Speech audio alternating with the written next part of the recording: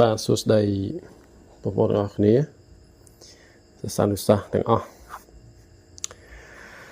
ដោយមើលឃើញពីសង្គមបរិយាកាសសពថ្ងៃនេះគឺយើងកំពុងតែមានសង្គ្រាមរាំងចូលជាមួយនឹងពីសំណាក់បរទេសមកយាយីតាមពិតទៅមែនតែយើងមិនមែនតែថ្មីនេះទេ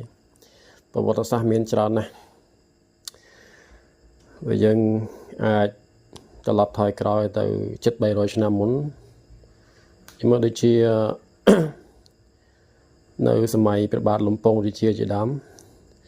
ស្ដេចសៀមព្យាយាមលើកទ័ពមកវាយយើងប្រាថ្នាយកទឹកដីខ្មែរយើងជាចំណោះហើយសង្គ្រាមមួយមិនមែនទូចទេសង្គ្រាមធំហើយនៅក្នុងរាជព្រះបាទដូចជាព្រះបាទឧបរាជស្រីសុរិយោទ័យជាដើមគឺសៀមបានច្បាំងវាយយន្តគរធំណាដូចក្នុងឆ្នាំគ្រិស្តសករាជ1353ជាដើមសៀមវាយយើងលុកលុយបាទប្លន់យកទ្រព្យសម្បត្តិចាប់យកខ្មែរយើងទៅច្រើនណាស់មិនក្រោម 10000 នាក់ទេទៅស្រុកវាហើយសៀមវាគ្រប់គ្រងយើងអញ្ចឹងតាមសង្គមបរិយាកាសនេះដើម្បីជាការដាស់ស្មារតីបញ្ញាក់រលឹកទៅដល់អ្នកសិក្សាទាំងឡាយ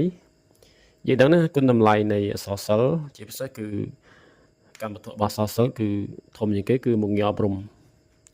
ហើយមុខងារអប់រំដែលធំបំផុតដែលយើងឆ្លងកាត់តាំងពីសម័យរវើរវាយដណ្ដងសាសនានិយមយើងឈានចូលទៅដល់សម័យតថនិយមជាសម័យតថនិយមនេះគឺផ្ដោតសំខាន់ជាងគេបំផុតស្រួចស្រាវនឹងគឺតកតងទៅនឹងគំនិតស្នេហាជាតិនឹងឯងបានន័យថាអ្នកនិពន្ធព្យាយាមបញ្ចូលនៅទស្សនៈស្នេហាជាតិធំសំខាន់ចាប់ពីថ្នាក់ក្រោមរហូតដល់ថ្នាក់លើដើម្បីឲ្យមនុស្សជនជាតិហ្នឹងគឺខ្វល់ខ្វាយពីរឿងជាតិបាទរឿងប្រទេសជាតិធំតម្កល់ឲ្យប្រយោជន៍ជាតិធំអញ្ចឹងយើងពិនិត្យមើលទៅតាមអក្សរសិល្ប៍ដូចជាយើងនឹកឃើញទៅដល់បណ្ដាំមួយដែលលោកគ្រូធ្លាប់ដាក់ប្រឡងហើយបងអូនចំនួនណានោះអាចនឹងជួបទៅលើប្រធានបទដែលខ្ញុំបានដាក់ឲ្យហ្នឹងហើយប្រធានបទហ្នឹងត្រូវបានអ្នកខ្លះគាត់មើលឃើញថាវាជាប្រធានបទមួយដែលហួសសម័យទៅហើយតាមពិតបើយើងដឹងពីអ្នកចិត្តខាងយើងកាន់តែច្រើនស្គាល់ប្រភេទមនុស្សច្រើនយើងមិនពិបាកវិនិច្ឆ័យទេសំខាន់ស្គាល់ច្បាស់ចឹងយើងចាំបណ្ដាំរបស់តេជោមាសធ្លាប់ផ្ដាំណារឿងតេជោយ៉តណាដែលជាស្នាដៃរបស់លោកទីជីហួតដែលបោះពុំនៅឆ្នាំ1983ហើយរឿងនេះគឺយើងឃើញមានតម្លាប់រំច្រើនណាស់ហើយណាមួយជារឿងដែលឆ្លុះបញ្ចាំងពីប្រវត្តិសាស្ត្រផងហើយពិសេសសម្រាប់រឿងហ្នឹងគឺវាឆ្លុះបញ្ចាំងពីវីរភាពរបស់តួអង្គស្នេហាជាតិមួយចំនួនបាទទាំងប្រុសទាំងស្រីទាំងតួអង្គឯកតួអង្គរងទាំងឡាយមួយចំនួនគឺមានគំនិតសុទ្ធិនិយមចំពោះជាតិបាទន័យថាពលិកម្មឬក៏ស្នេហាជាតិគ្រប់បែបយ៉ាងបូជាដើម្បីជាតិមាតុភូមិអញ្ចឹងនេះយើងសូមលើកយកប្រធានបទមួយដ៏ស្រួចស្រាវនឹងគឺជាបណ្ដាំឬក៏ជាការផ្ដាំរបស់តេជោមាសជូនចំពោះតេជោយ៉តឬក៏យ៉តណាជាកូនសិស្សចំណិតហ្នឹងមុននឹងលោកធ្វើការមរណភាពទៅអញ្ចឹងពួកយើងស្គាល់តេជោមាសគឺជានរណាគេខ្ញុំនឹងនិយាយនៅបន្តទៅទៀតអញ្ចឹងតេជោមាសបានផ្ដាំថាម៉េចបាទបានផ្ដាំថាមាសពេជ្រកែវកងទទួលសរកានពន្ធថ្លៃកម្មការស្មើនឹងវិជាទឹកដីមាតុភូមិស្មើថ្លៃលើសចន្ទមាចៅចាំគ្រប់គ្នាកំបីបែកបាក់អញ្ចឹងប្រធានបទនេះជាប្រធានបទមួយឬក៏ជាបណ្ដាំមួយឬក៏ជាគុណកថាមួយដែលកូនខ្មែរជាពិសេសអ្នកសិក្សាហ្នឹងជាពិសេសអ្នកសរសាស្ត្រហ្នឹងគឺត្រូវយកចិត្តទុកដាក់ឲ្យមែនតែនទៅលើបណ្ដាំទាំងឡាយមិនថាបណ្ដាំរបស់ក្រមងុយបណ្ដាំសម្ដេចសង្ឃបណ្ដាំរបស់អ្នកស្នេហាជាតិណាឬក៏បណ្ដាំរបស់លោកសឿនគុយបណ្ដាំរបស់នរណាគឺយើងត្រូវយកមកសិក្សារៀនសូត្រឲ្យបានច្រើនដើម្បីមានជាការដាស់តឿនភ្ញាក់រលឹកបាទបណ្ដុះនៅស្មារតីកុំភ្លេចជាតិខ្លួនឯងចឹងយើងដឹងណាclear ដែលតេជោមាសបានផ្ដាំហ្នឹងគឺវាបែងចែកជា4 clear គឺមាសពេជ្រកែវកងពិទូសរកានគឺធៀបទៅនឹងពុំថ្លៃកម្មការស្មើនឹងវិជាចំណែកមួយទៀតគឺទឹកដី មេត្តាភូមិថ្លៃលើសជនមាចងចាំគ្រប់គ្នាកុំបីបែកបាក់ចឹងនៅក្នុងនោះវាមានពាក្យកលឹះថាប្រមាណទៅគឺមួយគឺមេត្តាភូមិចឹងមេត្តាភូមិយើងដឹងជាភូមិសំទោសយើងកំតាន់ដល់មេត្តាភូមិយើងបកស្រាយឃ្លាទីមួយសិនមាសពេជ្រកៅកងពិទូសរការនេះគឺសំដៅទៅលើវត្ថុមានតម្លៃណាទ្រព្យសម្បត្តិមហាសាលដែលវាជាទ្រព្យសម្បត្តិក្រៅខ្លួនរបស់យើងហើយមេត្តាភូមិគឺជាភូមិកំណើតណាមេត្តានោះប្រែថាកំណើតភូមិគឺទីកន្លែងយើងប្រែថាកន្លែងកំណើតទីកន្លែងកំណើតប្រទេសកំណើតជាដើមហើយជនមាយើងប្រែថាអាយុជីវិតចឹងទៅចឹងនៅក្នុងបណ្ដាំនេះយើងអាចនិយាយបានថាសំដៅទៅលើគេចង់និយាយថាលោកគ្រូដេជោមាសណាគឺចង់ផ្ដាំថាចំណេះដឹងហ្នឹងគឺវាមានប្រយោជន៍ណាស់មានតម្លៃជាងទ្រព្យសម្បត្តិឆ្ងាយណាស់តើតើមានចំណេះទៅកើតចេញជាទ្រព្យសម្បត្តិហើយចំណែកទឹកដីហ្នឹងក៏ជាកាតព្វកិច្ចដ៏សំខាន់លើសអ្វីៗទាំងអស់បានន័យថាទឹកដីគឺមានតម្លៃជាងអាយុជីវិតរបស់មនុស្សរបស់ប្រជាជនដូច្នេះចូលនាំគ្នាស្វាធ្យាយការពារទឹកដីបានគង់វង្សអញ្ចឹងនៅក្នុងបណ្ដាំហ្នឹងយើងមើលផ្នែកយើងចែកចេញជា2ផ្នែកណាដោយ clear ទី1និងទី2មួយផ្នែកហើយ clear ទី3និងទី4ហ្នឹងមួយផ្នែកទៀតចុះនៅក្នុងការបកស្រាយបើសិនជាប្រធានសំណេរចេញមកបែបហ្នឹងអញ្ចឹងយើងមើលផ្នែកទី1គេថាមាសពេជ្រកៅកងពិទូសរការពុំថ្លៃការស្មើនឹងវិជាអញ្ចឹងសំដៅលើគេអាហ្នឹងបានថាមនុស្សយើងយើងមិនមែនតែនទៅបើទោះបីជាយើងមានទ្រព្យសម្បត្តិថ្លៃច្រើនប៉ុណ្ណាក៏ដោយហូរហៀចាយមិនអស់បាទសម្បូរហូរហៀយ៉ាងណាក៏ដោយក៏វានៅតែជារបស់ក្រៅខ្លួនដែលអស់ហ្នឹងក៏ងណាមួយបាត់បង់ទៅវិញទេបាទតោះហ្នឹងឡើយហ្នឹង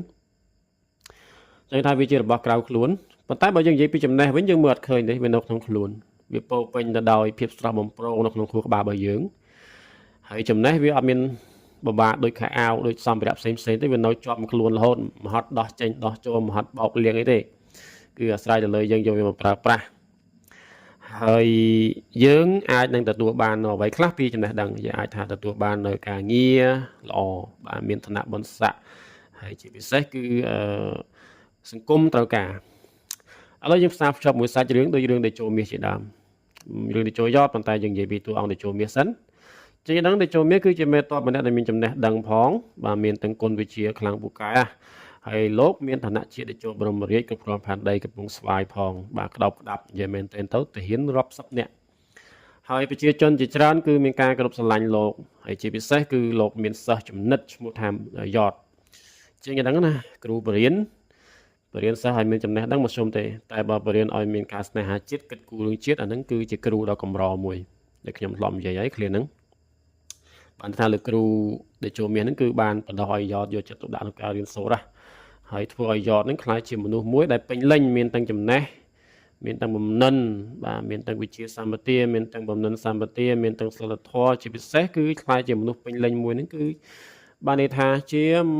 ប្រជាជនជាតិមួយឬក៏ជាមនុស្សម្នាក់ដែលមានកំណត់ស្នេហាជាតិមិនចាញ់គ្រូប្រហែលទេហើយយើងមើលដោយសារតែភាពខ្លាំងពូកែទៅ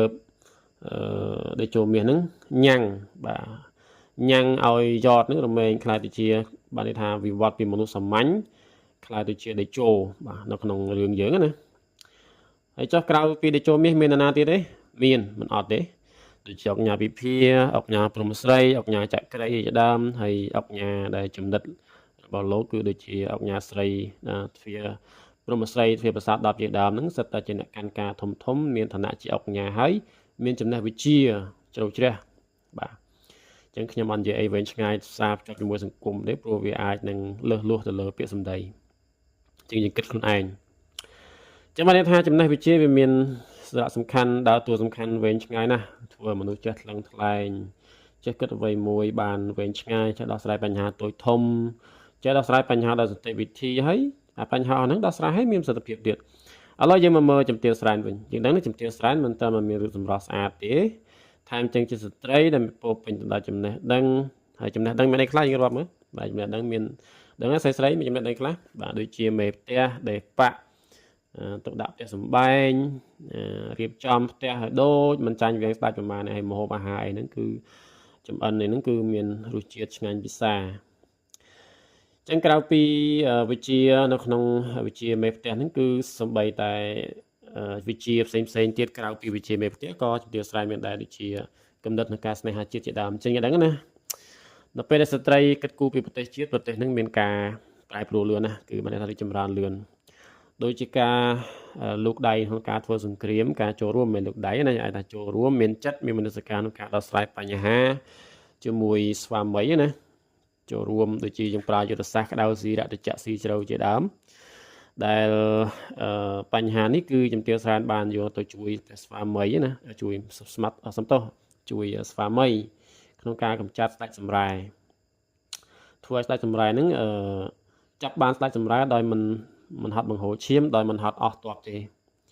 ហើយមួយវិញទៀតជំទាវស្រានក៏ឃើញថានៅក្នុងចុងរឿងក៏គាត់បានផ្លាស់ប្ដូរផ្នត់គំនិតរបស់គាត់ដែរជាគំរូមួយដែរបានមនុស្សយើងត្រូវចេះភ្ញាក់រលឹកបាទកុំមានគំនិតប្រកាន់វណ្ណៈច្រើនពេកដូចជាយ៉តចូលទៅសួរច្រើនលើកច្រើនសារហើយនៅតែប្រកាន់វណ្ណៈចំពោះយ៉តថាយ៉តនឹងជាអញ្ចេះអញ្ចោះបាទជាជនជាតិជាបាវបម្រើជាស្អីទៅមែនតើទៅឥឡូវយើងទៅមើលយ៉តអញ្ចឹងយ៉តយើងដឹងហើយយ៉តមានប្រាជ្ញាឆ្លៀសវៃមានចំណេះរៀនសូត្របានច្រើន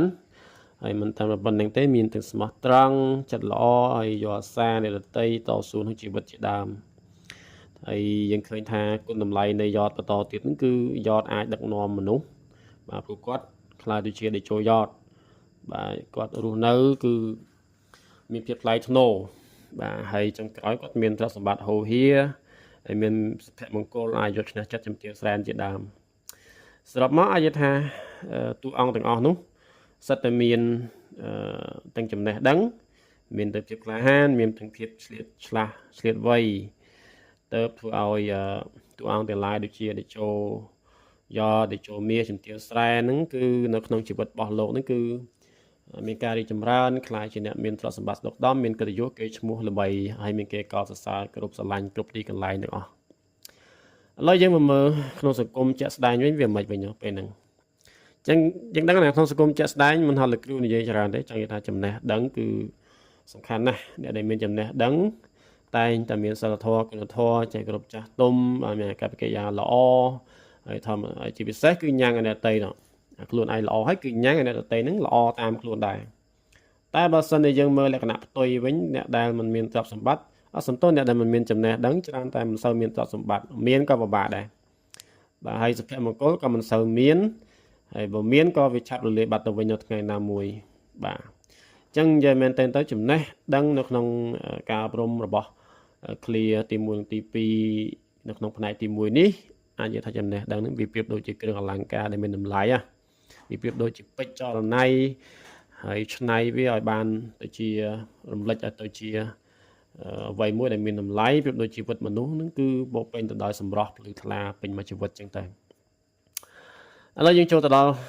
បញ្ហាឬក៏ឃ្លាទី2ឬក៏ផ្នែកទី2គឺទឹកដីមាតុភូមិថ្លៃលើសជនមាចង់ចាំគ្រប់គ្នាកុំបែកបាក់អញ្ចឹងមានន័យថាម៉េចហ្នឹងបានន័យថាវាសំដៅទៅលើទឹកដីឬមាតុភូមិដែលជាទីកន្លែងផ្ដល់កំណើតសម្រាប់យើងរស់នៅហ្នឹងណាចឹងថាវាសំខាន់ណាស់តោងតែយើងម្នាក់នឹងចេះស្រឡាញ់ចេះការពារចេះថែរក្សានៅអ្វីដែលដូនតាយើងបានបន្សល់ទុកឲ្យត្រូវហ៊ានពលីបាទពលីជីវិតអញ្ចឹងមកគេសួរថាតើអ្វីដែលមានតម្លៃសំខាន់សម្រាប់សង្គមមនុស្សគឺទឹកដីឬក៏ប្រទេសជាតិនឹងឯងអ្នកខ្លះថាជីវិតអ្នកខ្លះថាទ្រព្យអ្នកខ្លះថាប្រពន្ធកូនប្តីតែបើសិនណាជាតិមិនស្ថិរអស់ហ្នឹងក៏វាគ្មានដែរអញ្ចឹងជាទឹកតាំងយើងមើលក្នុងរឿងយើងដែលចូលមាសគឺជាមេតបក្លាហានណាវីរបុរសដែលស្មោះស្ម័គ្រជាមួយជាតិពិតហ៊ានស៊ូលះជីវិតដើម្បីការពារទឹកដីការពារការឈ្លានពានរបស់ស្ដេចសម្រែជាដើមរហូតដល់មិនខ្លាចបាត់បង់ជីវិតរហូតដល់ចុងក្រោយគឺមិនសល់សូម្បីតែជីវិតមិនស្ដាយអ្វីៗទាំងអស់គឺហ៊ានតទល់ជាមួយសត្រូវតែមិនចុះញោមហើយតេជោមាសបានផ្ដាំទៅប្រពន្ធថាម៉េចនិងផ្ដាំទៅយ៉តថាម៉េចឲ្យខិតខំការពារទឹកដីបន្តទៀតថែបន្តទៀតកុំលះបង់នៅគំនិតនៃការការពារថែរក្សាទឹកដីនឹងសោះហើយជាមួយគ្នាដែរឥឡូវជាមួយយ៉តយើងដឹងថាយ៉តជាបុគ្គលមួយរូបដែលមានមនសិការស្នេហាជាតិគាត់បានរិះរកគ្រប់មធ្យោបាយទាំងអស់ជាពិសេសដូចជាការសម្លាប់មើលចាយចង្រាក់ដោយប្រើយុទ្ធសាស្ត្រតកោនឹងសាច់ណាទៅឆ្កឹះនឹងកោចេញដែលអូសស្រីច្រាស់ចុងអញ្ចឹងទៅហ ហើយព្យាយាមសម្លាប់សត្រូវនៅពីក្រោយខ្នងដែលជាអាចថាជាសត្រូវដែលរំខានដល់សង្គ្រាមដោយនាងនូជាដើមណាបកពួកនិយមមិនខ្លាចអំណាចហ៊ានកាន់ជើងបកពួកស៊ីសំណុកសូប៉ាន់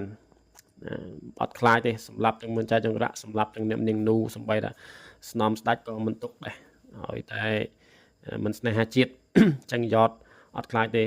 សំបីតែចុងក្រោយបាទយ៉តអាចយកឈ្នះបញ្ហាការកម្ចាត់ខ្មាំងសត្រូវបានហើយថែមទាំងអាចយកឈ្នះទៅលើចិត្តជំទាវស្រែនបានទៀតបាទឈ្នះដោយអង្គអាចក្លាហានមែនទែនដោយឲ្យជំទាវស្រែនហ្នឹងបាទព្រមคลายជាគូសកលរបស់ខ្លួនដោយចេញពីចិត្តសុទ្ធចិត្តដោយមិនបង្ខែបង្ខំដោយមិនធ្វើវិធីសាស្ត្របែបក្តៅឬក៏បែបកម្លាំងអីដែរទោះបីឲ្យខ្លួនคลายអុកញ៉ាហើយក៏នៅតែថែរក្សានៅគំនិតថ្លៃថ្នូរគំនិតសុទ្ធនិយមហើយយើងមើលក្រៅពីនេះទៀតដូចជាជំទាវស្រែនគាត់ចូលរួមបញ្ហាប្រទេសជាតិដែរបាទចូលរួមសាមគ្គីជាមួយកងទ័ពជាមួយស្វាមីជាមួយយ៉តអីហ្នឹងក្នុងការកម្ចាត់ស្ដេចសម្រែដែលរៀបចំល្បិចយ៉ាងស្រួចស្រាវបាទនេះថាជំទាវស្រែនក៏សុខចិត្តលះបង់បាទដូចជាការធ្វើលេងលះជាមួយស្ដេចសម្រែជាដើមគឺលះបង់កិត្តិយសគេឈ្មោះណាមានឈ្មោះជាស្រីមេម៉ាយមួយផ្លេតដែរប្រៀបដូចជាស្រីជានៅក្នុងរឿងវេសន្តរធ្លាប់និយាយថាស្ត្រីមេម៉ាយជាស្ត្រីអាក្រាតបែរថាជំទាវស្រែនគាត់ហ៊ានលះបង់នៅភាពអាចថាទទួលយកឈ្មោះជាស្ត្រីមេម៉ាយនេះប្រៀបដូចជាស្ត្រីអាក្រាតហើយរងការមើលងាយប្រមាថពីអ្នកដទៃដូចជាចាស់ថាមេម៉ាយចំណាយមាត់ញាតដូចជាដើមណាខ្មែរយើងណារហូតតតែអាចដោះស្រាយបញ្ហាគឺចាប់ស្ដេចសម្រែបានអញ្ចឹងបានន័យថាតោងតែ